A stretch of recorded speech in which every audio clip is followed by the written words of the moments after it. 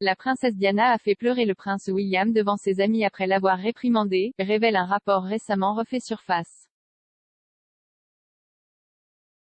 Plus tôt cette année, Kate, la duchesse de Cambridge et le prince William ont publié un court clip sur leur page Instagram, montrant qu'ils profitaient des grands espaces tout en remerciant leurs supporters pour avoir envoyé des messages aimables à l'occasion de leur 10e anniversaire de mariage.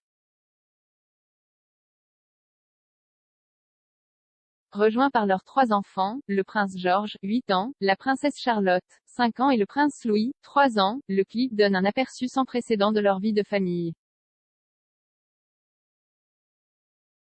On les voit embrasser la compagnie de leurs enfants dans des vêtements décontractés coordonnés alors qu'ils escaladent les dunes de sable sur la plage de Norfolk, s'assoient autour du feu de camp en train de griller des guimauves dans la campagne et jouent dans le jardin de leur résidence à Anmer Hall.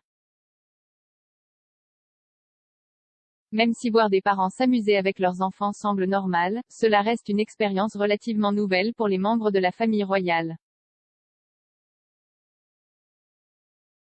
C'est grâce à Diana que les choses ont changé, car elle s'est assurée de s'impliquer autant que possible dans la vie de ses enfants.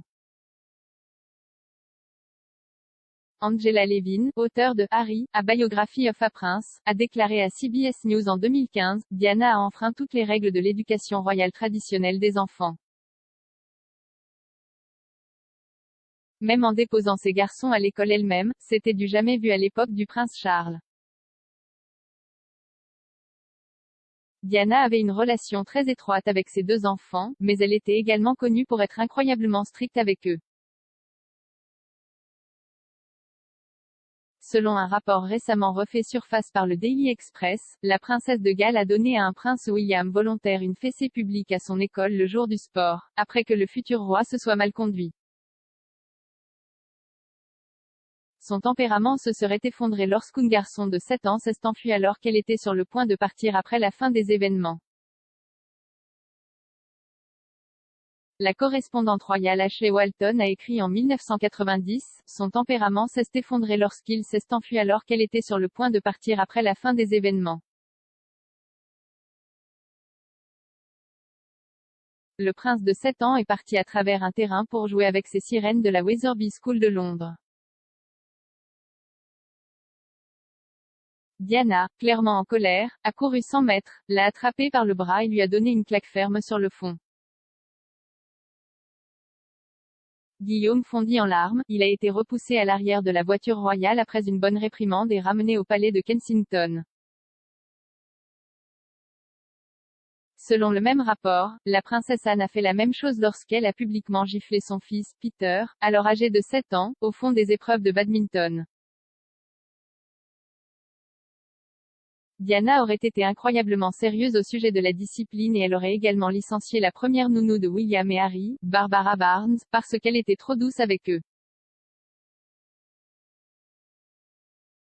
Plus de 30 personnes auraient quitté le service de Charles et Diana dans les 5 ans qui ont suivi leur mariage. S'adressant à la Royal Box de Yahoo, l'historienne royale Louise Eren a déclaré, certaines nounous renversent la mèche. Les nounous sont parfois licenciés pour comportements inappropriés, trop près des enfants. Quelques-unes des nounous dont les princes William et Harry ont eu la rumeur, c'est qu'ils se sont trop rapprochés. Ce lien étroit entre les enfants et la nounou lorsqu'il se prolonge jusqu'à l'âge adulte peut aller aussi loin que nous l'avons vu récemment. L'expert royal Victoria Arbité a ajouté, une nounou royale est la position la plus intime que vous puissiez avoir en travaillant pour la famille royale, car elle est là pour tout au centre de la famille. William et Harry sont restés proches de toutes leurs nounous, elle a noté, la chose qui est également délicate, c'est que lorsque vous devenez une nounou royale, vous renoncez en quelque sorte à votre propre existence. Les nounous qui s'occupaient de William et Harry étaient soit veuves, soit jamais mariées, donc il faut aussi essayer de trouver la bonne personne qui va rentrer dans le moule, qui sera discrète. Aussi qui mettra le bien-être de votre enfant au centre de son existence mais qui est aussi heureux d'abandonner une grande partie de sa propre vie.